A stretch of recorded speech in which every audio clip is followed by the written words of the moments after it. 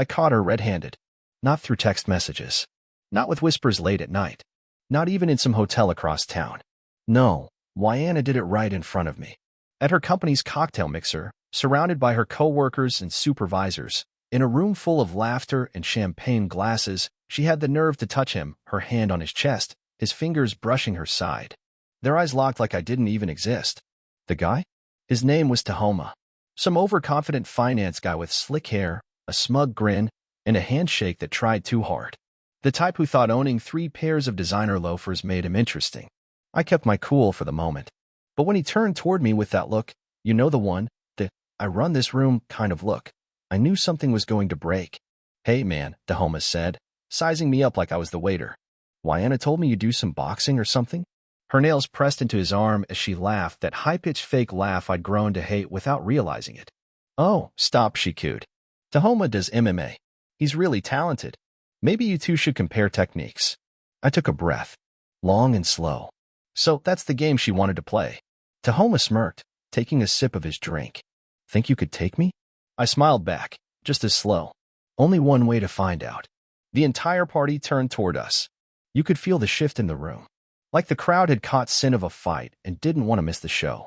He smiled wider, thinking this was a joke. He was used to being the main character, used to people laughing at his stories. But he had no idea who he was squaring up against. Wyanna curled herself tighter around his arm, like she was already his. And that stung more than I cared to admit. Relax, babe, she said with that syrupy voice she used when she was lying through her teeth. It's just a little fun. I looked at her, really looked at her. The way she avoided my gaze. The way her body leaned toward him instead of me. How she kept licking her lips like she was bracing for a thrill. This wasn't just fun. This was a dare. Tahoma chuckled again and rolled up the sleeves on his button-down, showing off gym-polished forearms. Let's make it interesting, he said. The office crowd circled up, grinning, whispering. A few of the women raised their phones. Wyanna's eyes glittered with something that felt more like excitement than concern. Tahoma cracked his knuckles. Let's see if that boxing of yours means anything. The music still thumped. Glasses clinked in the background. But my focus was narrowed down to 2 people, him and her. And she wanted this. She wanted to see me put in my place. Too bad for her. I never played that role. I stepped forward, shoulders loose, head clear. My body relaxed, but my instincts already calculating. Tahoma thought this was some office stunt. He didn't know I had been in real rings, taken real hits from men twice his size, and still smiled when it was over. He threw the first punch. Sloppy. I sidestepped, barely moving. He stumbled forward like a drunk trying to find his balance. The crowd let out a sharp gasp, then a ripple of laughter. His face flushed. Wyanna giggled, but it wasn't toward him. It was directed at me.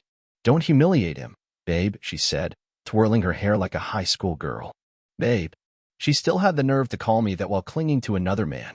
Tahoma came at me again, wilder this time. Frustration had cracked the surface. I blocked easily, caught his wrist, and twisted, not to hurt him, just to remind him how far out of his league he was. His face changed. That cocky shine vanished. Why don't you sit down? I whispered. Before this gets ugly. He yanked his arm back, trying to recover his footing. But it was already over. Then Wyanna did something that burned deeper than any punch I'd ever taken. She laughed. Not at him. At me. Like this entire thing, my marriage, my presence, my pain, was some joke at my expense. She didn't try to hide the way she leaned in closer to Tahoma. Didn't care that her perfume still clung to my shirt. Didn't even look at me. And that's when the truth landed like a punch to the ribs. This wasn't the beginning. It was the ending playing out in front of an audience. My fist clenched, but not for him. Not anymore. For her. For what she had already taken and what she was trying to take next. She wanted to humiliate me. To push me. To get me to snap. Tahoma bounced on his heels, trying to keep up the act. But I wasn't looking at him anymore. I stared at the woman I married, the one I thought I knew, and saw a stranger draped in red lipstick and lies. She turned toward me at last, lips curled in a grin, so fake it might as well have been painted on. You okay, babe? She said, soft as poison. And it all made sense. This wasn't about him. This wasn't even about the party. She wanted out. But she wanted me to be the villain when it happened. Tahoma slapped a hand on my shoulder. Hey man, no hard feelings. Just a bit of fun. Yeah, fun. I glanced at Wyanna one last time. Really saw her for who she was. She wanted a scene. She wanted me to swing. To lose. To give her the story she needed to walk away looking like the victim. So I smiled. Took a step back. Yeah, I said. Just fun. And I turned and walked away. I didn't need to see more. I already knew enough. Now, I just needed proof. I left that party without a word, but inside, my thoughts were loud. Loud enough to echo. I wasn't going to lose it in public. Not tonight. Not on her terms. I got into my truck, shut the door, gripped the wheel. Breathed in deep. Slow. Calculated. My mind was already racing. How long had this been going on? Was this just some office fling? No. I had known for months. I just didn't want to face it. The late nights. The fake smiles. The locked phone screen that always seemed to light up when I left the room. I pulled out my phone and scrolled through our messages. Too clean. Too normal. Too fake. She was good, but not good enough. I opened a private browser and searched for a GPS tracker. It took me less than 5 minutes to set one up. Because now, I wasn't just a husband. I was a man preparing for the truth. She would not even realize it. The next time she stepped into my truck and Bluetooth connected, I would have full access to her movements. Her phone, her routes, all of it would be mine. I drove home steady, focused, my thoughts sharp as glass. This was not the end. It was the start. About an hour later, I was sitting alone in the dark when I heard her heels click across the pavement outside. She was late, later than she should have been. I stayed behind the curtain and watched. She hesitated at the door, caught her reflection in her phone screen, smoothed her hair like she was checking to make sure she didn't look used. My jaw tightened, but I stayed calm. She walked in casual, dropped her purse on the counter like it was any other evening. "Oh, you left early," she said, voice light, like she hadn't spent the night wrapping herself around another man. I did not move. Just tapped my fingers on the tabletop. Yeah, that party wasn't really my scene. She smiled at me, slow and smug. Really? I thought you and Dahoma were getting along. The way she said his name made my skin crawl. I gave a short chuckle and tilted my head. You seem pretty comfortable with him. Her eyes flashed, just for a second, but then she shrugged, lazy and smooth. He is fun. Unlike some people. I let it pass. For now. She moved past me, her perfume trailing behind her. But there was another scent mixed in his. That was all I needed to know. Tomorrow would bring answers. The next morning, I was up before sunrise. I had barely slept, but I felt wired. Alert. Focused. Wyanna was still asleep, curled under the covers like nothing was wrong. She looked peaceful. You would never guess she was capable of what she had done, draping herself over another man while her husband stood 10 feet away. I stepped out quietly when I checked the tracker. She had gone somewhere after the party. Not home. Not to a friend's. A hotel. My gut twisted, but I kept steady. She arrived around 2 in the morning. Stayed a little over an hour. Then left. I had what I needed, proof. But I wanted more. I wanted to know how far it went. I got dressed, made coffee, acted like it was just another Tuesday. She came downstairs after a while, stretching like she didn't have a care in the world. She kissed my cheek, casual, detached. Good morning. I let her do it. Let her believe the mask was still holding. She sat down, scrolling her phone, probably texting him. What's your plan for today? She asked, not even looking at me. I studied her face. Was there any guilt at all? Not much, I said, sipping my coffee. Just some errands. She nodded like it was nothing. Probably did not hear me. Too busy tapping away, laughing at a message I did not need to read to understand. She got up again, stretching like a cat. I'm meeting the girls for brunch. I'll be back later. I smiled to myself. Sure you are. Have fun. She smiled and went upstairs to get ready. The second the shower turned on, I moved. I grabbed her purse. She never left that thing unattended. But today, she slipped. Inside was a second phone. A burner. Locked, of course. But I didn't need to open it. Not yet. I tucked it back in, quiet and fast, then stepped away like nothing happened. She came down a little later, dressed cute, light makeup, phone in hand. She walked out without a backward glance. The moment she drove off, I followed. Careful. Quiet. The tracker was already giving me live updates. She was not heading to brunch. She was going back to the same hotel. The same damn place. I gripped the wheel, fingers pale from pressure. My jaw set so tight it felt like my teeth would shatter. Every mile confirmed what I already knew. But I needed to see it. She pulled into the side lot, near the staff entrance. Like she'd done it before. She got out, checked her reflection in the window, ran her fingers through her hair, then pulled out the burner and typed something. A few minutes later, a black BMW rolled up. Tahoma stepped out. No tie, no dress shoes, just jeans, a t-shirt, sunglasses. Relaxed, comfortable, confident. He said something. She laughed too hard. Then she reached for his arm like she was already his. And together they walked into the hotel without shame, without hesitation. I sat there and stared. I could not feel my hands anymore. That is how tightly I was gripping the wheel. But I did not move. I did not explode. I did not storm in. That is what she wanted. To push me until I broke. Until she had a reason. Not today. Instead, I pulled out my phone, opened the camera, and started recording. If she wanted a war, she would get one. But it would be on my terms. I zoomed in as they stepped through the doors. Watched them flirt at the front desk like they were regulars. She flipped her hair, leaned in, whispered something. He grinned like he was proud of it. The receptionist slid over a key card like she had done it 100 times before. And then they disappeared down the hallway. I sat there, breathing slow, letting the pressure settle inside me without spilling. Then I stepped out of my truck, walked across the parking lot, entered the hotel. Calm, neutral. The woman at the front barely looked up. "Excuse me," I said, my tone smooth as water. "My buddy just checked in. Tahoma. Tall guy, sunglasses. I forgot his room number. I'm just dropping something off." She hesitated.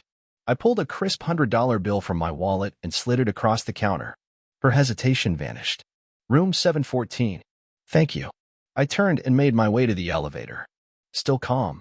Still cold. I was not there to catch them. I already had them. I was there to end it. The elevator took its time. When the doors opened on the 7th floor, I stepped into the hallway, counted the doors. 712. 714. I stopped. Listened. Muted laughter. Whispers. Movement. I started recording again. Then knocked. Silence. Shuffling footsteps. Then the door creaked open, just an inch. Her face appeared, and every ounce of color drained out of it. She froze, like a deer in the headlights. Mouth opened, but no sound. I smiled. Sharp. Flat. Surprise. Her lips parted. "What are you doing here?" she asked, voice shaking. I tilted my head and kept recording. I kept my phone aimed steady, still recording, as I tilted my head and said, "Funny. I was just about to ask you the same thing." Wyanna shifted, trying to block the door with her body. But I could already hear him inside Tahoma. His footsteps across the carpet, the rustle of bedsheets, a soft curse. He knew. She sighed sharp, her eyes flicking behind her before landing back on mine. "Listen. I can explain." I let out a low, bitter laugh. "Go ahead. Explain why you're in a hotel room with your coworker, in the middle of the day." Her jaw tensed. The panic hit her eyes, but just for a second. Then, like a switch had flipped, she changed her tune. Her voice jumped an octave. "You're acting crazy," she snapped. "You followed me? Do you even hear yourself right now?" There it was, the deflection. Flip the blame. Twist the story. But I did not bite. I simply raised the phone higher so she could see the red recording light blinking at her. Her breath hitched. "You're seriously recording this?" I smiled. Not warm. Not kind. Just steady. "Just want to make sure I remember your explanation clearly." That is when the coward finally found his voice. "Dude, just chill," Tahoma called out from inside the room. "You're making a scene." I gripped the edge of the door frame to keep my hands still. It took effort. Wyanna turned slightly, whispering something to him I could not hear, before swinging back toward me with a face full of mock outrage. "You have no right to invade my privacy like this." That nearly made me laugh.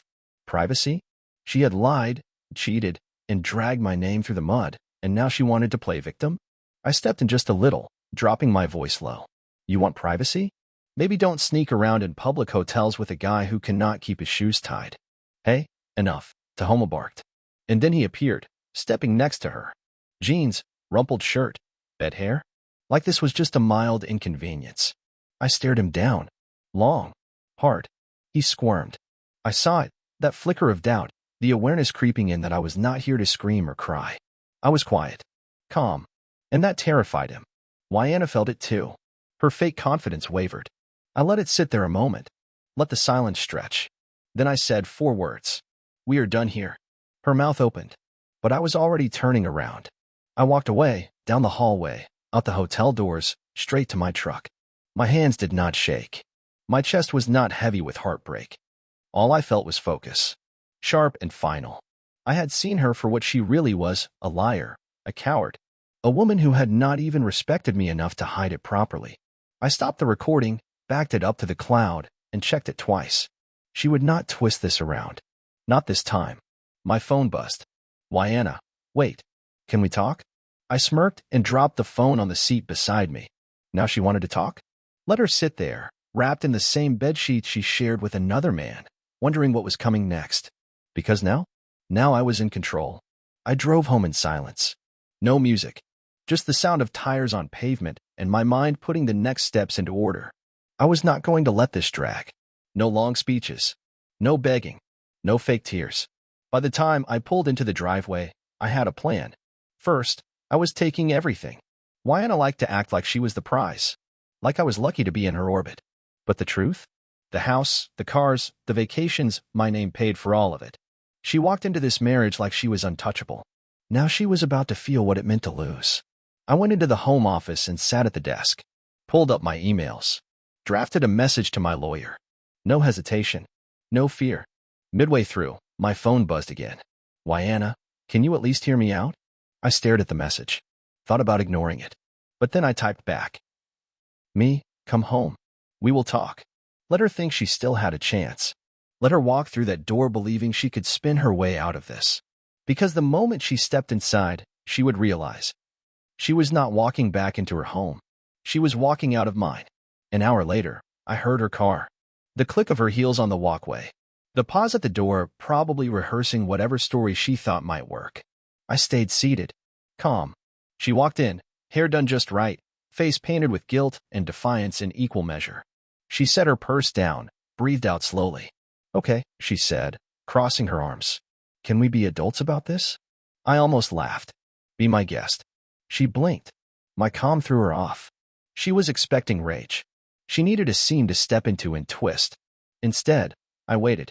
I know how this looks, she said, voice dipping into something soft and sad. But you've been so distant lately.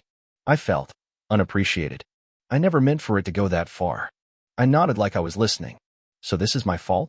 I asked. No, babe. She stepped closer, reaching out for my hands. I'm saying I needed you. And you weren't there. I pulled my hands back before she could touch me. She flinched. Her mask cracked. You needed me, I repeated. So you slept with Tahoma? Her eyes widened. It was not it. I picked up my phone and tapped the screen.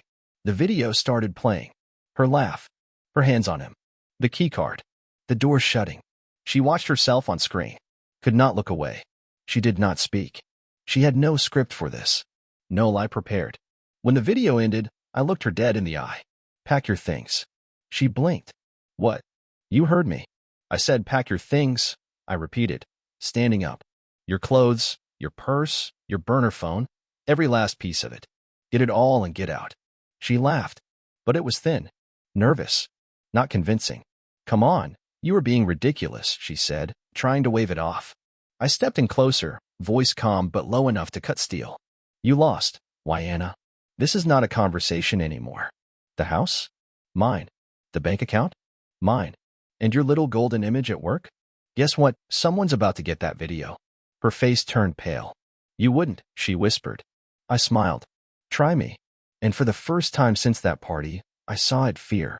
Real fear. She spun on her heel and stormed upstairs.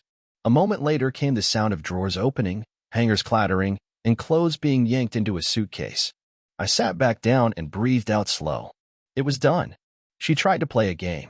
Thought she could humiliate me in public, walk all over me, twist the knife and grin while doing it. Well, she just learned what happens when you bet against the wrong man. 20 minutes later, she came stomping down the stairs with a half-zipped suitcase trailing behind her like a wounded animal. Her face was all fire and fury, but underneath it, panic. She had not seen this ending coming. Not like this. She thought she held all the cards. Thought she could cheat, lie, spin her story, cry a little, and I would fold like a fool. Not this time. She yanked her coat from the back of a chair and glared at me, her last weapon loaded and ready. You know what? She spat. You are not even a real man. A real man would fight for his wife.